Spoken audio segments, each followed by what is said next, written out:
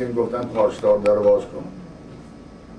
من در یکم باز کردم و از اونا طلب به اصطلاح ورقه هویت خواستم.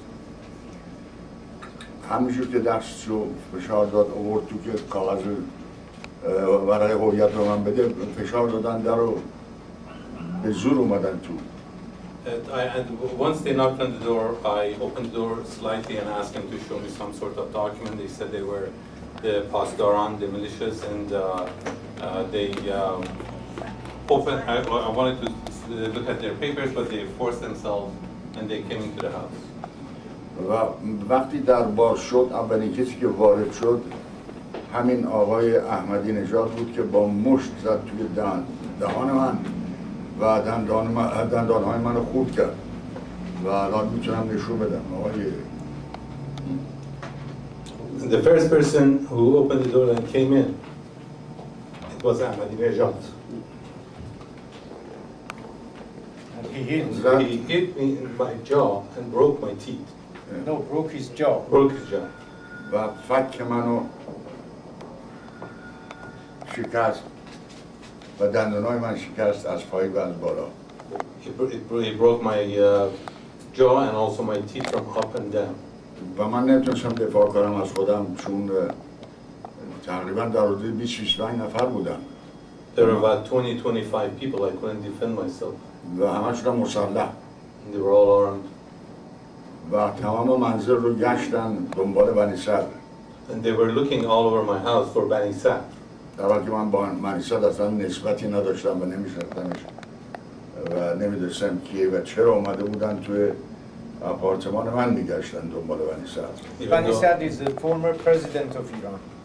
Even though I did not have any relation, I didn't know who was Bani Sadr and what was Bani Sadr supposedly doing in my apartment, but they were looking for him over there. به هر حال منو مجروح گذاشته و رفتن. منم دستم به جایی بند نبود. یک درمانگاهی بود در تهران به نام درمانگاه احسان در خیابان تخت شمشید و ویلا. They left me with all my injuries at home, and they just left. So I had to go and find a place for درمانگاه احسان dispensary of Ehsan. رفتم اونجا برای البته فردا صبحش به هر ترتیب بود خودم رو نگه داشتم. صبحش اونجا معالجه کردیم اینا و این به هر حال مجبور شدم از این طریق فرار کنم از ایران. همون آخوندی که اون گذرنامه رو برای من درست کرده بود. Finally, the next day I went to doctors, and with the help of the same religious guy, a mullah that had prepared me the passport to leave. قبل از اینکه این مسئله اتفاق بیفته، درست موقعی که انقلاب تازه شروع شده بود، من فراموش کردم بگم، چون من با پن امریکن و بل هلیکوپتر مقاده کار اونها بودم کار میکردم، ماشین بهشون کرایه میدادم. I forgot to say at the beginning of my statement that the taxi company, the company that I had, I was giving taxis and cars to Bell Helicopter and Pan American. مرکز فعالیت من تو هتل اینترکانتیننتال بود در تهران. And my center of operation was in Intercontinental Hotel. و وقتی که اونجا رو محاصره کرده بودن، مدیر وقت هتل اینترکانتیننتال یک آمریکایی بود به اسم هوگلند. And the gentleman who was managing the Intercontinental at that time, his name was Hoagland. به من تلفن کرد گفت اینها محاصره کردن منو گرسنه من میخوام نمیدونم چیکار بکنم، میتونی بیای من ببری فرودگاه؟ گفتم بله.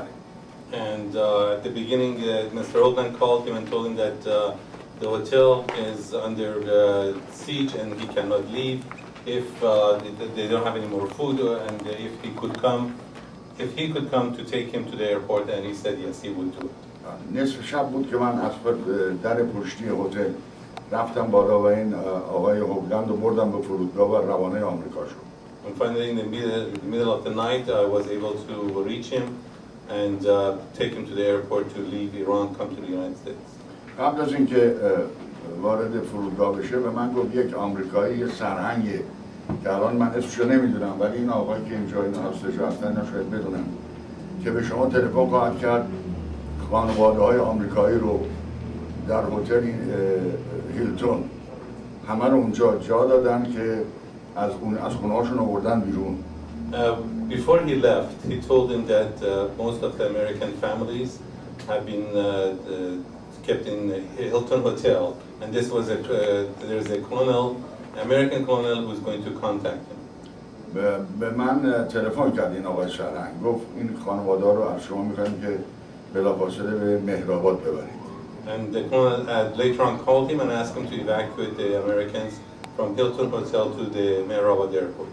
و من این کارو کردم با مینیبوسایی که داشتم، اینها رو شبانه از ساعت 1 تا 4 صبح همه رو روانه بردیم به فرودگاه مهرآباد و روانه آمریکا کردیم. I was able to do that with the minibuses that I had. In the middle of the night, we took him to the airport. و یکی از این آقا اگه اینجا بود الان نمیدونم، شاید اون میدونه اسم اون سرهنگه چیه و این بود ماجرای ما. Unfortunately, I don't know the name of that colonel, but someone of the hostages, they might know it. On what he had told me, it could be Colonel Scott, Chuck Scott. ممکنه، نمیدونم، من یادم نیست، چون الان 25 سال از اون مسئله گذشته، ولی میدونم این عکس رو که دیدم این آقای احمدی نژاد همون آقای احمدی نژادی است که هم هاستجا رو گرفته هم با مشت نامردانه زد توی فکر. When I saw his picture, I'm sure that Mr. Ahmadinejad is the same person who broke my jaw and also had taken the hostages. از این ندارم، تشکر میکنم. Thank you. Thank you very much. Now we have Mr. Purat. میکروفون بعد Then they went to my daughter's room and they did the same thing for them. They took him to the hallway, told them to put their hand on the wall and face the wall and don't make a noise. به پسر 9 سالم هم همینطور اونا از تو خواب بیدارش کردن، کشوندن آوردنش توی هال. Also my 9 years old son. بعد همه ما را در یک فوروایندری چشمامون رو بستن و کف اون ماشین خوابوندن.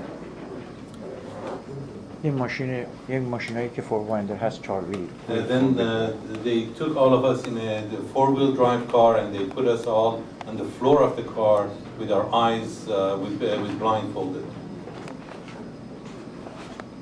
ما را بردن به مجلس سابق شورای ملی. They took us to the old Parliament House. اونجا کمیته مرکز بود و من از پلاش فهمیدم که شناختم که اینجا مجلس شورای ملی سابقه. Central Committee of Revolution was there. زیر زمین اونجا رو تبدیل کرده بودن به سلولای خیلی کوچیک. I was taken to the parliament and I know, even though I was blindfolded by the steps, I noticed where we were. And the Revolutionary Central Committee was organized in that building. And they had changed in the basement, they had made it to prison cells.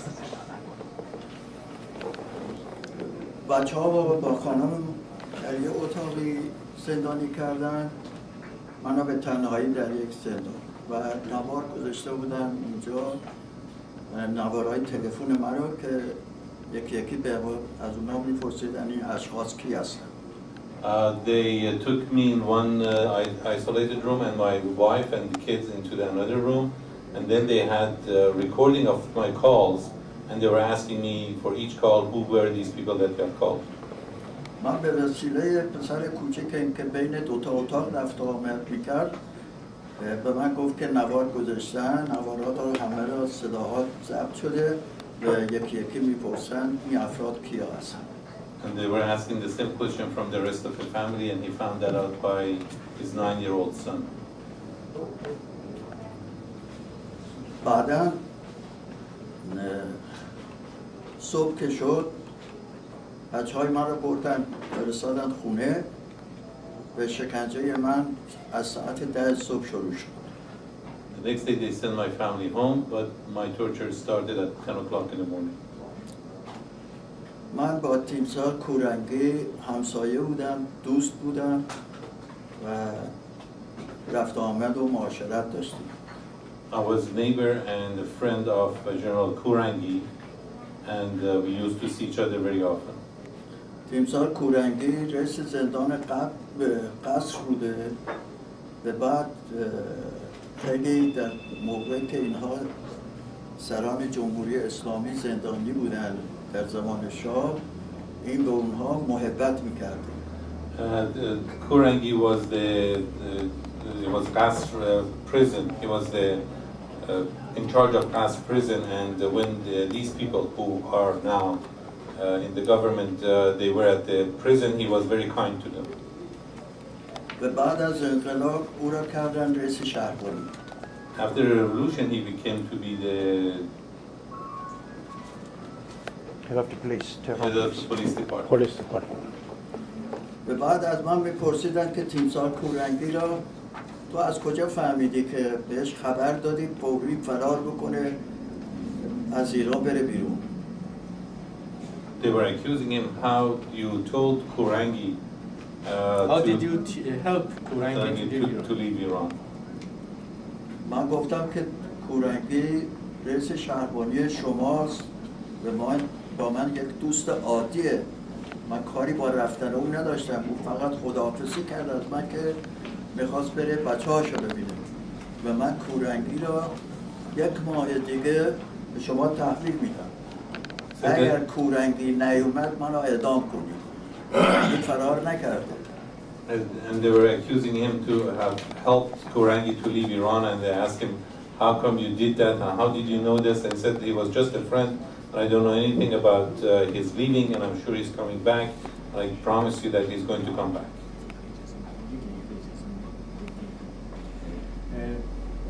Our Dr. Esfandi, our Kurdish friend, tells me that his bus is leaving at 5. He has to leave. I asked Mr. Puro to be kind enough to allow him to answer any questions you have for him, for Dr. Esfandi. If you have any questions, you can ask him. Yes. Our country free, and you get to your land and get what you ask and always fight for it. Within an Iranian Yes. With Iranian Government. But this sovereign Iran. Iran. Yeah. We are envisioning a Iran that all of the Iranian can live in coexistence with each other. And we believe that only with a voluntary representations of people we can form a democratic government that belongs to all Iranians, regardless of being Kurd, Baluch, Turk, Arab, Turkoman, or Persian, or any religion or creed or any type of those type of labels that comes with our people. We envision a federal Iran that intacts the territorial integrity of Iran, and within that federations, we believe that we can live in coexistence with each other as we have through the years in the past history up to now. Do you have a creed that you want to copy and say, for example, we want to be Iran future for us will be like this country? Well, I'm hoping that we form a model of federal government that fits Iranian people. Certainly, democracy and federalism is not something that we have invented. So we are forced to copy some of the free countries that they have adopted such models, and they have been successful with it. Germany, for example, is a good example to follow. Canada is a good example to follow for future federal Iran. And we believe that coexistence with each other will resolve all the difficulties that exist within Iran right now. Thank you very much. Any other question? Question for only Dr. Esfandiri. No. No question? thank you very much for And your I thank you, explanation. Dr. Ganji, personally, and I thank you, all of you, for listening to me. And I apologize for not being very representative because of my voice and the fact that I have been chanting all day. Yeah. You see, this kind of exercise removes all these misgivings some people have too. Thank you very Thank much. you, sir. Thank you. Thank you very Now we much. go to Mr. Purat and we finish in about 2-3 minutes. Then we have questions for the former hostages and the two gentlemen. ضربایی که به من میزدن با یک تصمیم پروانه لودر بود، چون که ماشین سواری به اون زخمی My تصمیم torture پروانه started, نداره. my torture started at 10 o'clock in the morning, and they were beating me with a wire cable. No. No, belt. Fan belt. Fan belt. Fan belt. Belt. Fan belt. Belt of Fan belt for a bulldozer or something. Heavy Fan belt. machinery. Explain to them. بله با اون میزدن. ضربه اول که میزدن من بیهوش میشدم. چشمو باز میکردم میدیدم من تو بیمارستانم، چند تا دکتر دوره برم و اون پاسارهایی که منو میزدن اونا هم دوره برم. With the first slash, I would pass out. When I would open my eyes, I would find myself in the hospital with the doctors around me, and the torturers also were present. چشمو باز میکردم 2 مرتبه بیهوش میشدم. می آوردن منو توی بند، توی زندان و 2 مرتبه فردا صبح شروع میشد. And with 7 روز تمام منو شکنجه دادن. I would open my eyes, and then they would take me back to the prison. The next day, it would be the same thing. They would torture me. I would pass out, and would take me to a hospital and back. This thing continued for 8 days. هیپ منو شکستن، They broke my hip. زانومو شکستن، They broke my knee. کمرو با ضربه شدید زدن، ضربه زدن به فتحم که اینجا اومدم عمل کردم. من وقتی که اومدم امریکا کاملا فلج بودم. به پرونده دکتری من They hit my waist and also my hernia. And when I came to the United States, I had to go through surgeries, and I was completely paralyzed. و بعد از اینکه از زندان بیرون اومدم در اثر خوردن اون آب گوشتشون که خیلی ها به این ناراحتی ها دچار شدن بعد از اینکه زندانیشون تموم شده، این آب گوشت پی از قصابی ها جمع میکردن و لیمو عمانی میزدن، رو به گوجه فرنگی میزدن. اصلا زندانی ها متوجه نمی‌بودن که چی دارن میخورن. اینها انسداد شرایین می آورد و من تمام این شارگم که به اصطلاح اورت شکمی بهش میگن از زیر قلبم کاملا مچاله شده بود و گرفته شده بود تا میاد به این 2 تا پاها، 2 شاخه میشه به این 2 تا پا و اینا کامپلت شانس آوردم. پروفسور راستان به من رسید که این رگا برای من عوض کرد و یه رگی گذاشت که با یه نوع کاغذ کرافت درست شده بود. He says while he was in the prison, they fed him lard made into a soup, and this lard caused coronary artery disease, and as a result of that, he had complications with vascular problems and ended up getting multiple vascular surgeries.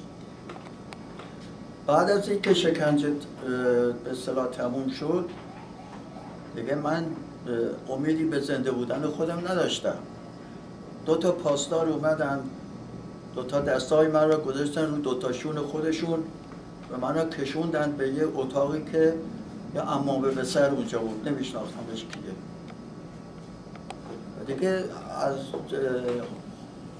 زندگی تنگ اومده بودم دیگه.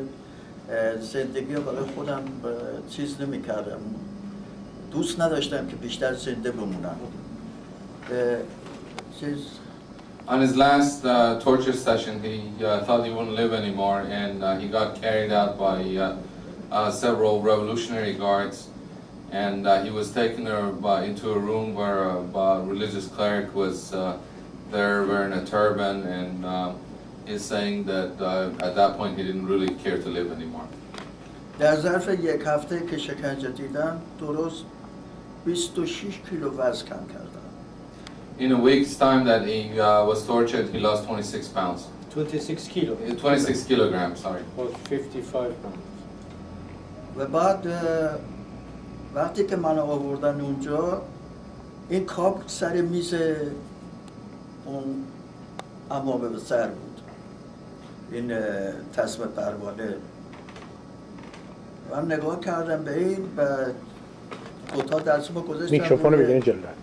دوتا دستمو گذاشتم رو میز و شروع کردم اینو بوسیدن. گفت چرا اونو میبوسی؟ گفتم این دینه، قربون این دین برم. He says when he was taken to that room, there was the fan belt that they used to whip him with, and he started kissing it. And the religious cleric asked him why he was kissing it, and he says, "This is religion. I'd sacrifice myself for it. I love it." اون پاسدار گفت حاج آقا اینجا میان شلوارشون رو زرد میکنن، این پیرمرد ببین چی داره میگه.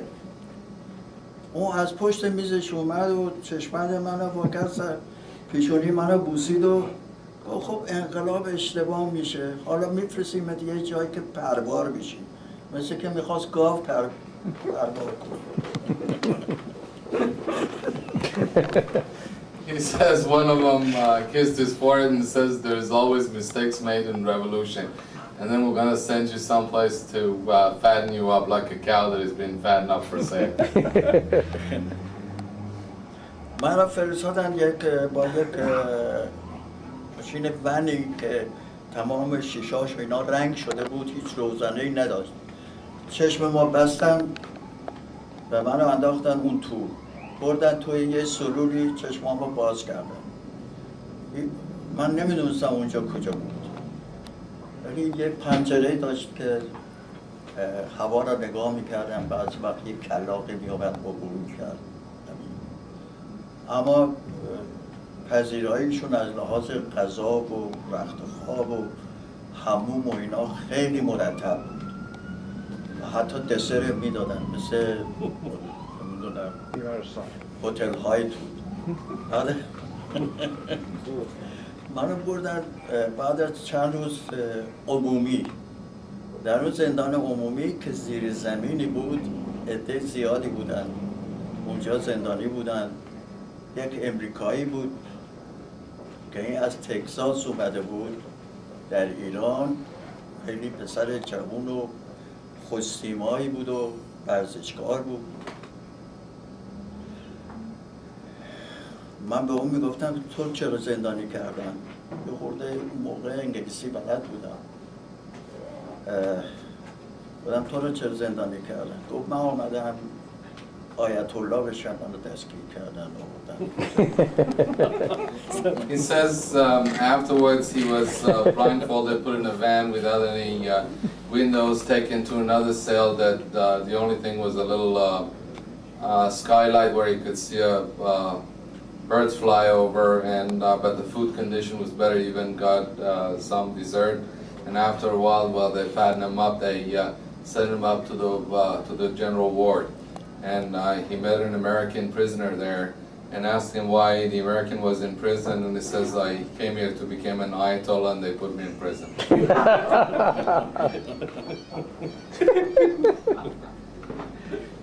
بعد چند وقت منو بردن بازپرسی. از من پرسیدن که زکریا رستگار خونش کجاست. این دوست من بود. من خیلی ناراحت شدم و گفتم که من خونش رو بلدم، ولی نمیتونم بهتون آدرس بدم چون که شمارش و اسم کوچه‌ش رو بلد نیستم، همینطوره باید برم. ولی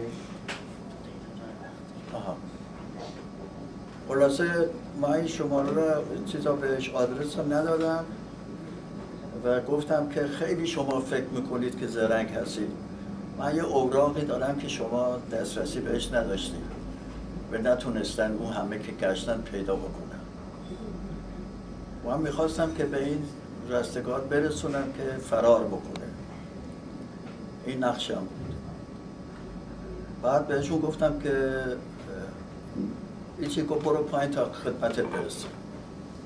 بعد از یه نیم ساعت دیگه گفت میخوای زن بچه تو ببینی؟ گفتم البته که میخوام ببینم. زن بچه‌م خبر نداشتن که من کجا هستم. منو 2 مرتبه چشمو بستن تو ماشین گذاشتن و نزدیک خونم که رسیدم اومدن پیاده شدم و پیاده بشو. اومد جلو، گفت جلو بش. جلو نشسته بودی، به زن بچه‌م گفته بودن که این میاد خونه شما رو ببینه. He says they were questioning him about Mr. Zakaria Rastegar and want to know where the person lived, and he said he didn't know the exact street address but knew how to get there. At the same time, he was thinking to improvise a way for that gentleman to have a chance to escape. So he tells them that I have some documents that you've not seen. And then they mentioned that if he wanted to see his family, and then they made arrangements and put his wife and child in the front seat of the car, and he was in the back seat. خلاصه اومدیم به خونه که رسیدیم منظورم این بود که او را نجات بدم. با زبون محلی خودم به بچه ها گفتم که همیشه اون دوستم از زکریا بود صداش میکردم زکی. به بچه ها گفتم که زکی بیزه، یعنی زکی بره. زکی بیزه؟ بله. اینا فقط از تو بچه ها یکیشون متوجه شد. به مادرش وقتی که من برگشتم زندان گفته بود که منظور بابایی بود که به زکریا ندا بدیم که فرار بکنه. همین کار کردیم، به فرار کرد. خوشبختانه یکی نجات پیدا کرد. Says while in the car. The story is very long, but since time is late, we are going to listen to him, or Iranian journalists, you should listen to him. He has a long story. He says he while in the car being taken back to his home, he told his family in Hebrew that to let Zakaria know that he needs to escape, and he did. He managed to save someone's life. Open to you for your questions. Yes. Ken Zimmerman, you know, neither of these are going. If it's important. Let's turn one of your, somebody who was present at the U.S. Embassy, and I understand there are a number of other former hostages who have identified him formally. And again, you said, to quote Dr. Ganji, talking about the colonel who's not here today, saying that it was something that you knew because of his gestures, because of his eyes, because of his mouth, things like that. How is it that the U.S. government does not listen to you? Why does the U.S. government not listen to what you are saying, and how could they possibly come to any other conclusion than that of people who were physical witnesses to this man in the embassy? Oh, I can begin, and I would say that I'm not a politician, and a lot of the people who are speaking to the national news media about this very subject are trying to have it both ways. But I would suggest that just last week, according to State Department spokesman Sean McCormick, it only took some intervention by the State Department in contrast and conflict with the Department of Homeland Security to finally issue the visa. And the State Department, as well as the Department of Homeland Security, have concluded that he is a terrorist. Now, whether they're going to come out and actually say, yes, we've actually identified him as one of those who was holding the hostages as well as one of our captors, is less important to me personally, because I don't feel that I personally need that kind of indication. I was there. I do feel that I have adequately identified him, both from his demeanor as well as his physical appearance on the day that I was first taken captive, involved in the interrogations and directing them. He's, to all of my understanding, not an English speaker, and so he was directing others who did speak English, ordering me to open safes. And from my perspective, I just think it's extremely important that the world understand that here he was in New York City today, spewing the kind of venom that he is so notably famous for. And frankly, I'm not sure how many people in this room are aware of this. During my time in the back of the room, it came to my attention that the entire United States delegation appropriately walked out as he took the podium today. Good. Very good. And it is very important, I believe, that we ask the government of Iran to apologize and to make remedy for the hostages and their families before the government of Iran is welcomed back into the community of nations. Because at this time it remains a pariah state, and the people of Iran and my colleagues and I have continued to in essence be held hostage to this kind of a government that continues to foment the kind of beliefs that they have. Barry? I myself was not interrogated by Ahmadinejad, but from the people that I spoke to, my colleagues, they maintained that he was the man who had interrogated him. So that's good enough for me. And in discussions with the State Department in the last month, the State Department did request interviews with all of the former hostages. And indeed, after that discussion, that was the point when the State Department more or less said that he was a terrorist and that they were not going to disagree with the former hostages who indeed were sitting there vis-a-vis Ahmadinejad. So, in point of fact, the State Department has agreed that if the hostages say he was a terrorist, he did in fact behave as a terrorist, then he is a terrorist. Thank you for making that clarification, because it has not been clear through the press reporting that is the case. Mm-hmm. Well, I think the press has adequately reported that the State Department did not want to give him a visa because he was considered a terrorist.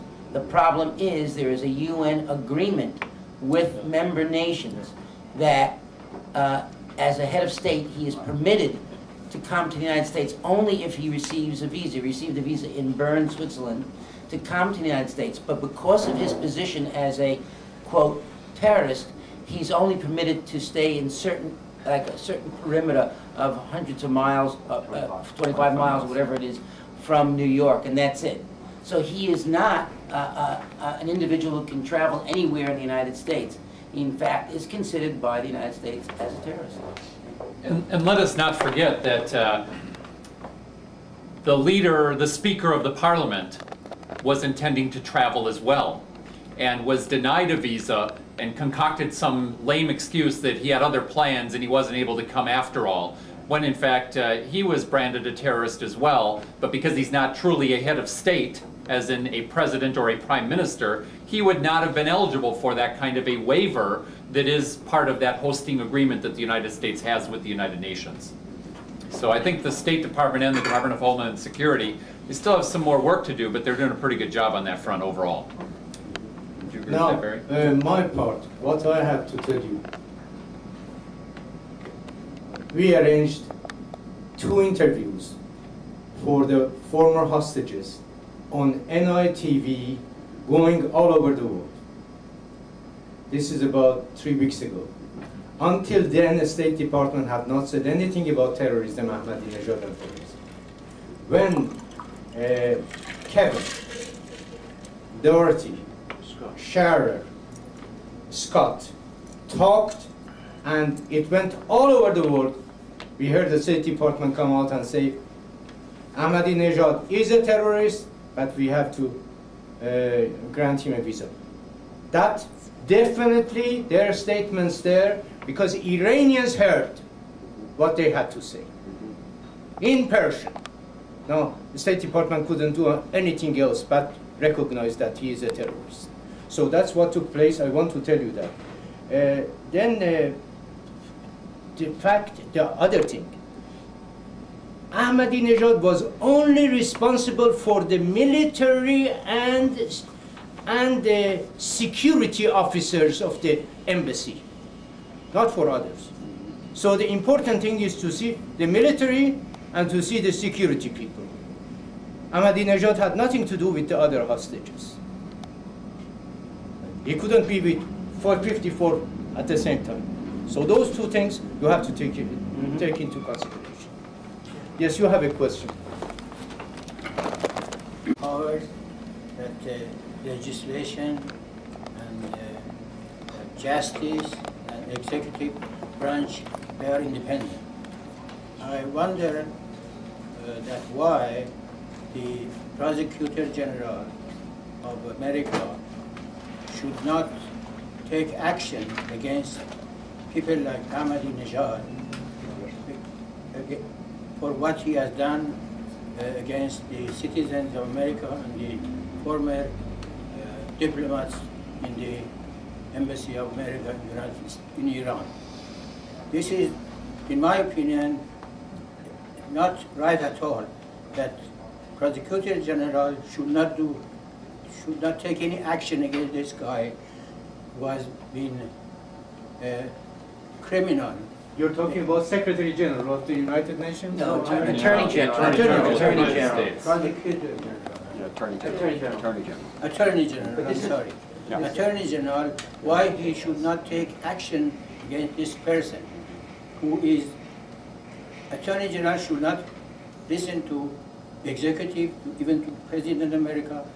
He should not listen to the State Department or anybody else. While I listened to your statement, which was very, really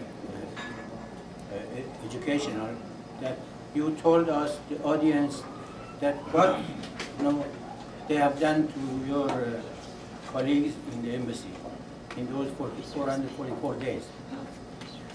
I still think that this guy must not be left alone, and the Attorney General must, even if not, must do something in America in absentia. We cannot arrest him here. In absentia, we have to take his case and go to court against him and condemn what law says about what he has done to the American citizens. The same can be done in the international court against him if he comes to Europe, or I'm sure he one day will be in Germany, in England, and everywhere, that he should be arrested when he comes to those countries. You mean international criminal court? Yeah. Your question. Okay, I know you understand the Iranian politics very well, and you lived it, and you've been here long enough. You know there's so much ignorance in the Western world about Iran, and still people think, they're just a bunch of losers in the Middle East, where they still, don't have access to education, where you see a lot of empowered people over there too. What do you think the Iranian American community, or people like, these gentlemen who have been there, could do to educate the Western world and the American world and paint a better picture of what Iran really is and who Iranians are? I'll let them answer the first question, then I'll come. I actually would say that in part of your question, the opportunity that three of my colleagues and I had to speak on literally worldwide television a few weeks back, we spoke, although separately, not on the same interview whatsoever, we spoke with one voice, and to a person, those of us who were there, we loved the country, we loved the people of Iran.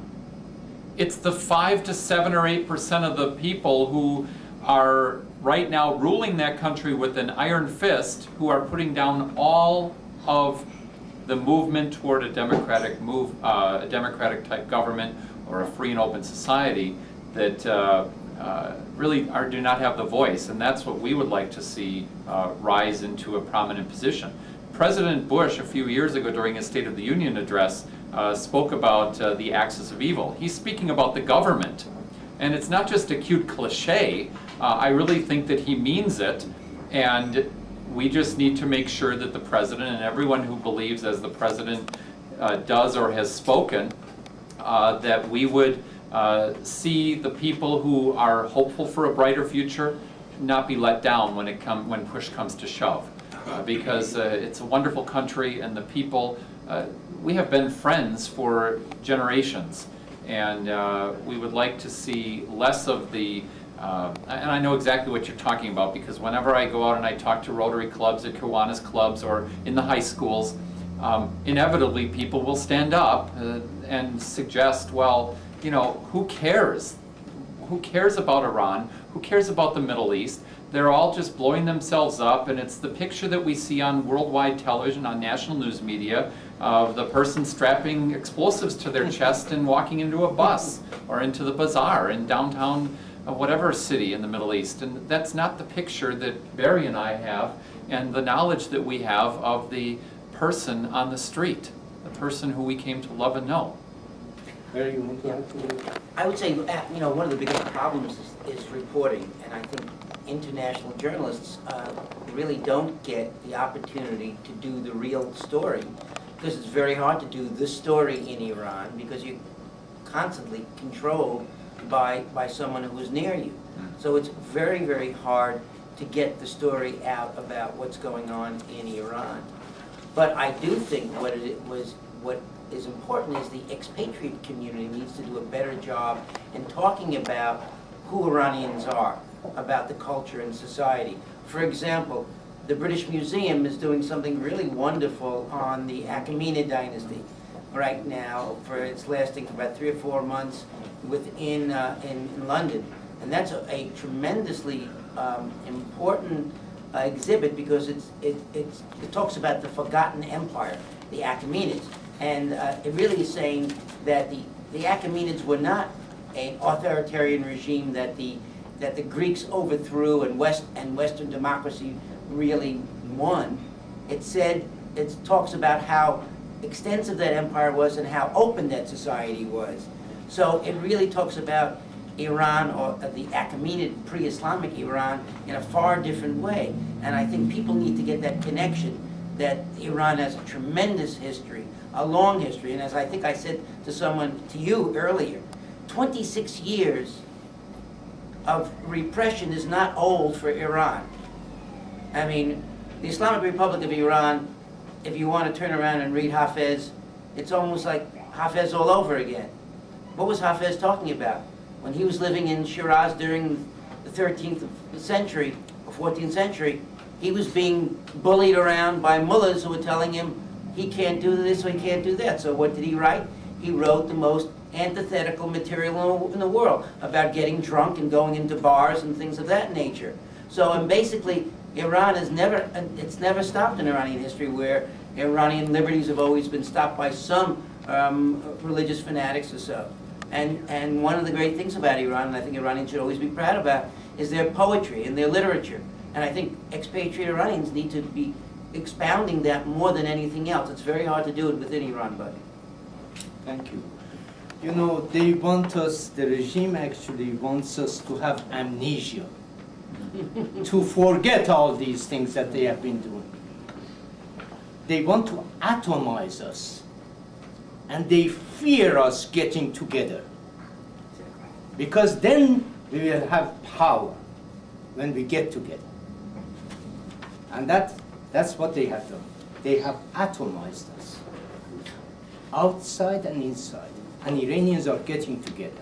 And we are getting together with like-minded friends of ours, like the gentlemen who have been sitting here. That's the answer to your question.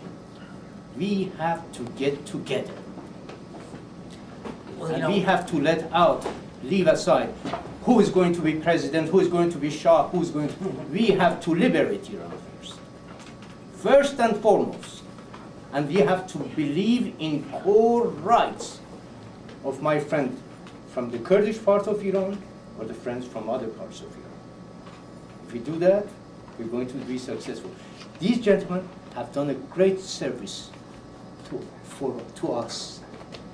Without them, CNN wouldn't have been here for nearly 2 hours and a half filming it. And the interest they are showing in this is because of them. So that's the thing. Let to me do. just add one thing, to that question, and that is, I think that Iranians really should understand the reason why this regime is lasting so long is because there isn't a leadership within Iran coalescing around issues of democracy, issues of human rights. It's because people are cowed and feared under this regime. This regime cuts off legs, arms of the body politic. The youth of Iran always takes the chance and then gets smacked in the face. It's middle-class Iran that needs to stand up in Iran and say, I'm not taking this any longer. They're not doing the job. They're not doing the job. The job is always done by young college students who then get beaten up, and then that's it, and no one protects them. It's only when Iranians feel like they did in the turn of the century, when the tobacco regime, that period in time, or during the constitutional revolution, when everybody got together and said, we're not taking it any longer. Or if you want to talk about why was the Shah overthrown? The Shah was overthrown because the entire nation of Iran had enough of the loss of liberty there at that time. Well, right now, whether it's the same situation or worse, I think it's far worse. The Iranians, I think, are just not capable at this moment of actually saying, we don't want this anymore. It's only when the nation itself, the body politic, says, I want to get rid of these horrible human beings who use Islam and pervert Islam in order to deny human rights, that Iran will be a free nation, an open country. Other than that, it will never happen. So, I mean, basically, Iranians need to stop fighting within Iran and outside Iran, as Dr. Ganji said, and come together on a simple thing. The simple thing is human rights and liberty. The one thing that Iranians must know today, that beating your chest doesn't provide bread and butter and cheese. You can keep on beating your chest. And that the Islam of today, the Islam that Iranians will respect today, is the Islam of 21st century and not Islam of 7th century. I just read to you something earlier on, I hope you realized. That law of vengeance that cuts arm, plugs eye, cuts legs, and slashes individuals and everything. It has articles on homosexuality, that they kill an individual, but it has nothing about lesbianism. Why? Because in time of Muhammad, they couldn't even think of those things. But not today. Don't you see that? If you should tell them, I don't want to teach them to go after that. That's the kind of regime you have. I have two questions for gentlemen. Question through you to the government. All of us we know that Ahmadinejad is a terrorist that's in our country now.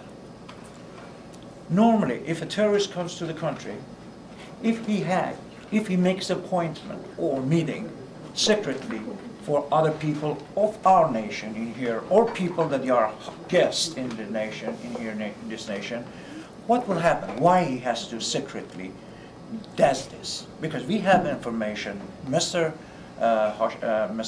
Ahmadinejad is going to see some Iranian in here.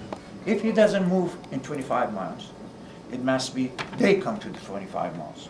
And for your information, today when with my friend we went to have a breakfast, to have a lunch. In there I saw someone, American, Persian American like me, Iranian American, that he has a company in Arizona. He works He worked before with the Iranian government for computer, and now he has a program that doesn't come television, doesn't broadcast in America, but broadcast to the Iran. And you can see it, Iranian government television that broadcasts from Arizona with the money that Iranian, not Iranian people, but American, they pay for it because this guy is American, instead of goes for American people, goes against the American government. And nothing happened.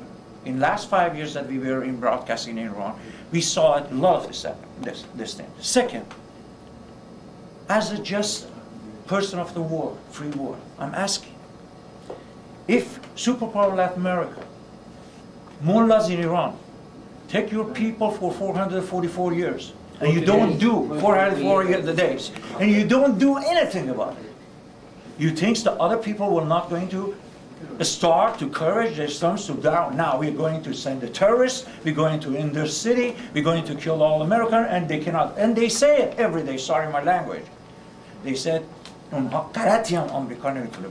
what I'm saying. So, why? What's wrong? What happened that America, every time would stand for their freedom and security, the last years didn't do anything about this government, and met the government that goes more and more further and further, more dangerous for all the people of the world? That's a complex, I mean, the questions you're asking are so complex, you know, historically and geographically that, I mean, that are impossible to answer at this moment. But I think the best thing to do is to ask members of our administration right now, rather than us, why they haven't done anything, really. I think one thing all of us agree, U.S. needs to have a more robust policy vis-a-vis. Exactly. There is no question. Exactly. Yes. Well, actually, my question was sort of a follow-up on what you were saying. If you had, each one of you guys had maybe 30 minutes to talk to President Bush, or probably, or maybe the U.S. Congress, to develop a new policy in regards to Iran, what would you tell them about living in Iran and the way of change the policy, and perhaps about the Iranian people? Well, I'm actually going to leave the policy discussions to my personal politics aside from tonight's comments. But I would express the fact that just like 230 years ago, Americans, British subjects, if you will, had a dream of a city on a hill and dreamt about the things that you as Iranian Americans believe, and that is in prosperity and freedom and faith and family. The image that you see on television from Iran, the images, are not at all like what goes on in the homes of the average person in Iran. The average person in Iran also wants to build a city on a hill, the shining city. Family, faith, a responsible government, a brighter future for their kids and the next generation. That's the human spirit. And one would hope that we would have a policy moving forward that recognizes that that is the goal of the average person in Iran, just like if we can look back on our history in this country for people who helped to found the kind of government that most of us are pretty proud of here. I'd only say that, that the policy of the United States ought to be one, if I were advising anybody in this administration, and I don't particularly think that they'd listen to me, but constantly one of containment. That is, Iran needs to be contained. Oh, absolutely. In every mode possible. That is, make life as difficult, and it's hard for the Iranian people to understand that, but it hasn't worked. It hasn't worked, but it can over time. I mean, Iran needs to be stripped of its ability to do things that hurt its people within the country. There needs to be more active human rights policy from the United States and Europe. I think more than anything else. The weak link in this whole situation are our European allies.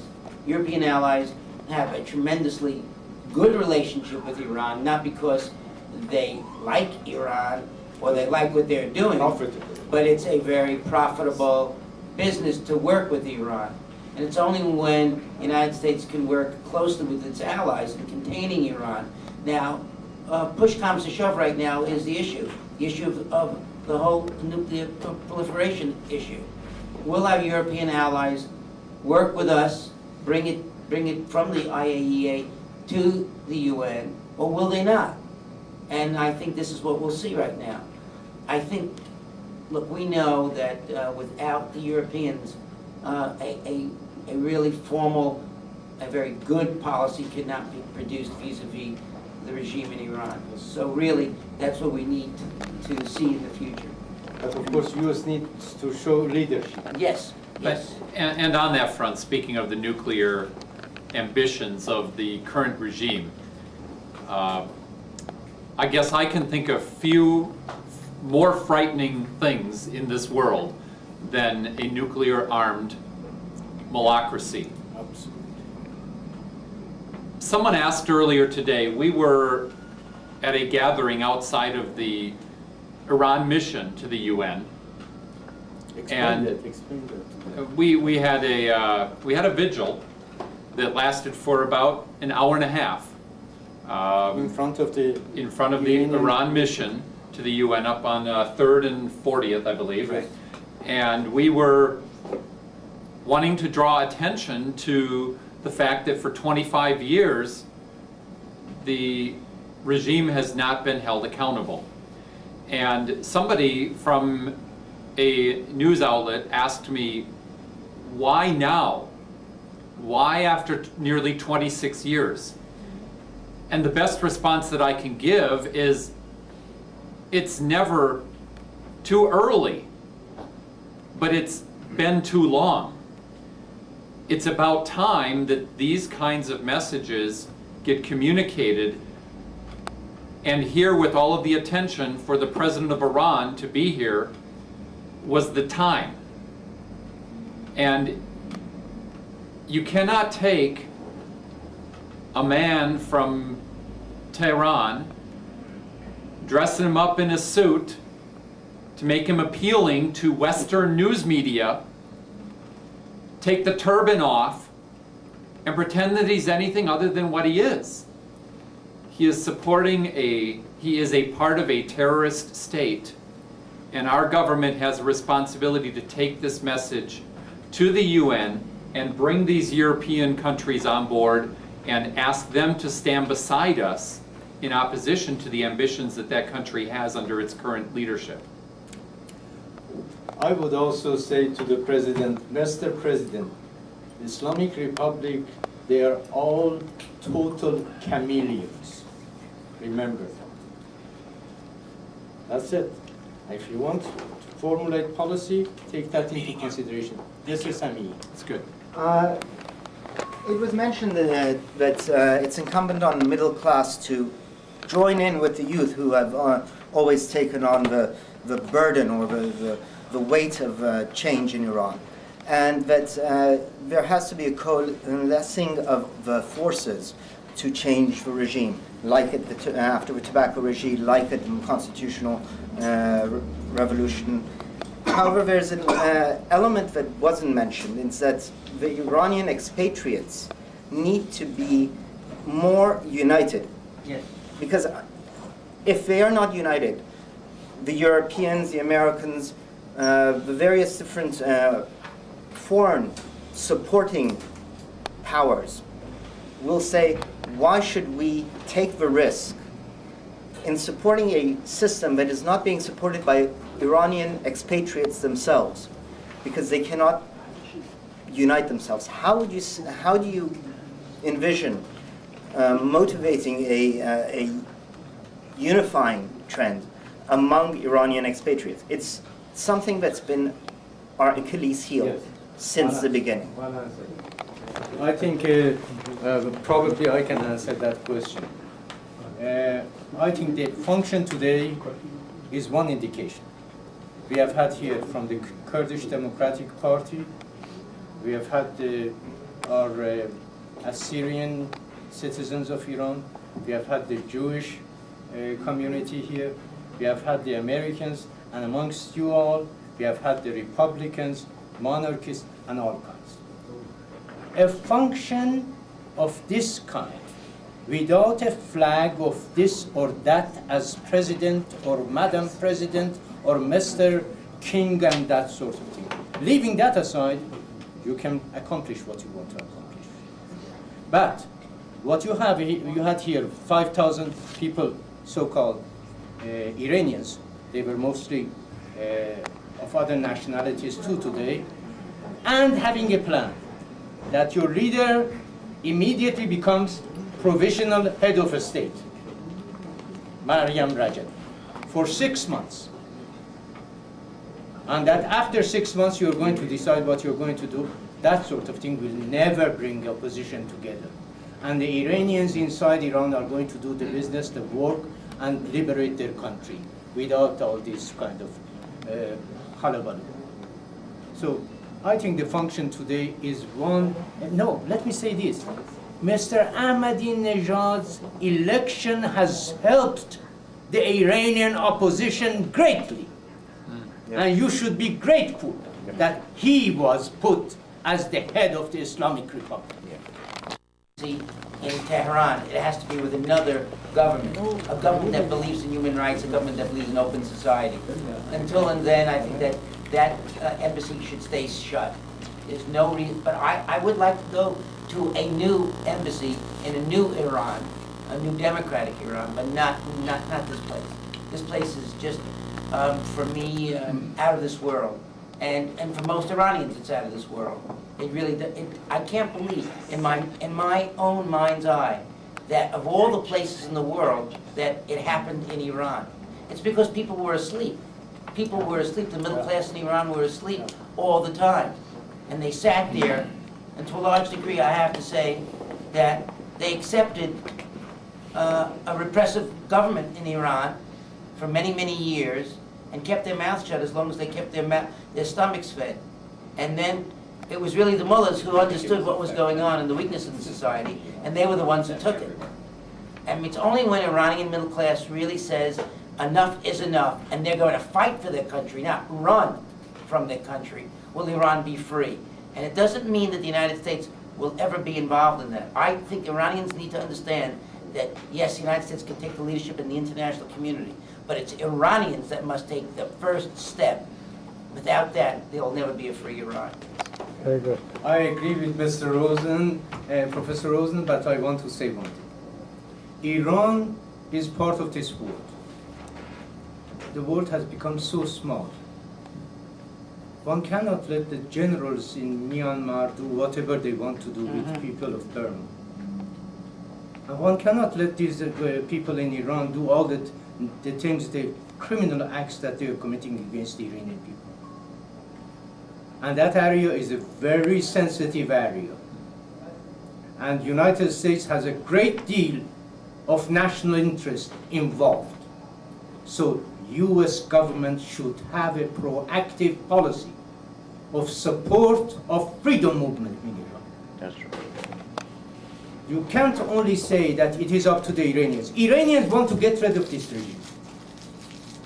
But that regime kills, tortures, and invests in having Afghani militia, Iraqi militia, Palestinian militia, and others to kill people, if Iranians won't do it. So we have to help the Iranian people. Let me say one thing here. This function was supported only by the Iranian people. We received not a single penny from any government. None. All of it by the Iranian people. I'm grateful to those who made contributions through a program we have on the NITV that made this possible. Let's move on, let's support, let's create our own organizations and support it without waiting for foreign governments to come and help us. I think it is late, time for us to break, so we are, last question. Thank you so much, Mr. Ganji. My name is Sattar Deda. I come from the Apadana International TV. We broadcast the Persian program for all the world like NITV, Mr. Zia. I have a question. Actually, we talk about the politics today and tomorrow, yesterday, about the future. I'd like to know, this is the first time we see actual hostages from the Persian community, Persian television here. I'd like to say something to our people. What was the most pleasure memory, Barry and Kevin, you have from Iran? Let's talk about if you have a good memory about the Iranian people. The best one. Well, I mean, I came to Iran as a 23-year-old after getting a master's degree in political science, and I came there as a Peace Corps volunteer. I was making $40 a month in Iran, living in a little apartment in Tehran, and working every day at the university, or in the summertime working with little boys and girls in the Caspian Sea. My memory is of a warm, decent society, a very warm family, close friends, people loving food and loving to laugh, and a society even then, at that time, which was so surprising to me as an American, where policemen were on bicycles, and that people didn't do anything. That is, there was no crime. There was no real crime in Iran because the local community would frown upon that. They would feel that was not being, a good Iranian. And so, to a large degree, the pleasure I felt was that I was living in a land that was very sweet. It was very shitty, as Iranians say it is. And the hospitality and the warmth was overwhelming. And so, it's very interesting. Maybe it has to do with I'm Jewish, and a lot of Peace Corps volunteers who lived in Iran were Jewish and Southerners, and they said that they had the best time in Iran. We liked food and we liked to laugh a lot, and I think the same exact thing the Iranians like to do all the time too. And I never felt any real problems at all in Iran at that time, even during the early period of the Shah. I mean, one could never know. Some of the mistakes that he made, or some of the remedies he might have made Iran one of the most interesting countries today, if he had just been a little bit more thoughtful at that time. Because Iran was moving very quickly into the 21st century.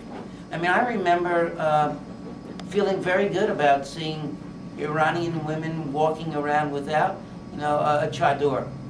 Women really having the opportunity to work in ministries, or even being ministers, or people having jobs that, were moving people out of the 19th century into the 21st century. And that is all gone right now. But I can tell you that I don't have bitterness towards the Iran that I knew as a young man. It's the bitterness toward these absolutely absurd, hysterically, I think, wrong, ideologically wrong, and pathetic human beings who've promised a better world for Iran and have turned that world into a hell. And using Shia Islam, perverting Shia Islam. In fact, we all know most of the mujtahids in Iran, most of the leading mujtahids in Iran, don't agree, or never agreed with the concept of the idea that there ought to be a supreme leader. The Velayat al-Faqih is absolutely ridiculous in Shia. Most Shia mujtahids would say this is absurd. This is absolutely absurd. There's no role, even very small role, in Islamic Shia philosophy about the role of a Velayat al-Faqih. It's Khomeini's own little dream world that he brought up, and you have to give him the credit. He had the strength and the intuition to bring thugs together to destroy a society. Barry, no hard feeling about the real people, real No, Iranian people. I have no hard feelings about Iranian people. I have hard feelings towards those who imprisoned me, and I have hard feelings towards the government of Iran, the current government of Iran, for being atrocious, for being the worst of it, one of the worst of its kind in the world. The people in the street did not imprison me. It's Khomeini and those students following the line of the Imam, and people like Abbas Abdi now who tell me he's sorry. He was in jail, now he's free. But he told me in 1998, I'm sorry, Barry, for what I did to you. Well, he ought to be sorry because he not only imprisoned me, he imprisoned many Iranians who were liberals, who were tortured and killed under this regime. He should be ashamed of himself, even now, calling himself a reformer. Would you say something in Farsi to all Iranians? Just few words, please. Kevin, no. Do you have I have enough. I was just going to say that I arrived in the country 3 months before we were seized. I want to congratulate you for asking the first original question that has ever been asked of me in about 20 years. Thank you. I was invited to dinner at people's homes. I loved going up into the mountains with my colleagues, and I loved going to the bazaar.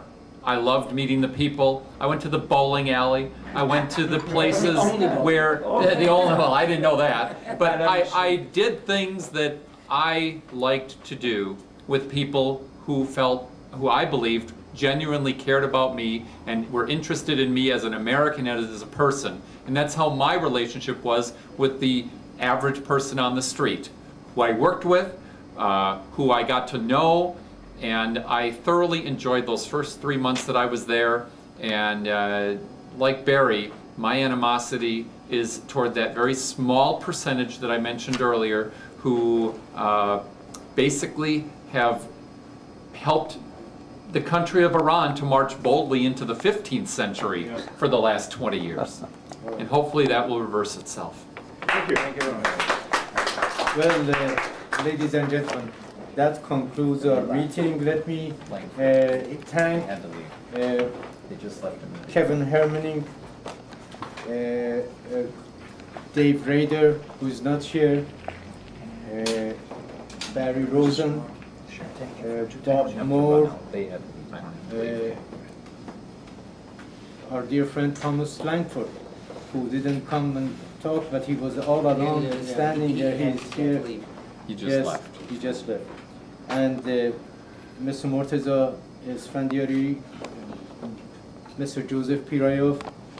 Sorry, we didn't give them enough time. Pirayov has a long story to tell. I hope Iranian media would invite him, and other media would invite him to tell his story. Mrs. Shahnaz Gholizadeh, Mr. Ruzbe Faranipur, who couldn't stay because their plane was going back, Mr. Albert Purat. We loved hearing your story. I wish we had more time to listen to you more. And William Doherty, and Don Scherer, and Colonel Scott. We have created a bond between us and them. They can help a lot. They can help a lot towards being a voice of freedom-loving Iranians in the United States more than they have been. And I hope this is a beginning of that. Let me also thank the CNN for having been kind enough to come, and Iranian media for having been kind enough to come here today to report it. And the Washington Times. And the Washington Times, I thank them, and also the New York Sun, I thank them. Is there anyone else I should say? The Iranian media. I'd like to thank, I'm not going to say their last name, but I want to thank Saeed, I want to thank Farid, I want to thank Masood, I want to thank Dara, I want to thank Dawood, I want to thank Ali, I want to thank Dr. Etbar, I don't know your first name. I want Ramin, yeah, Ramin. I want to thank Mrs. Yashar, and I very much like to thank Mr. Purat. I came to love you, and the story you had to tell was so moving, and Mr. Purat. So thank you very much for having made this a very successful day. Thank you. I wish you all the best of luck. Thank you.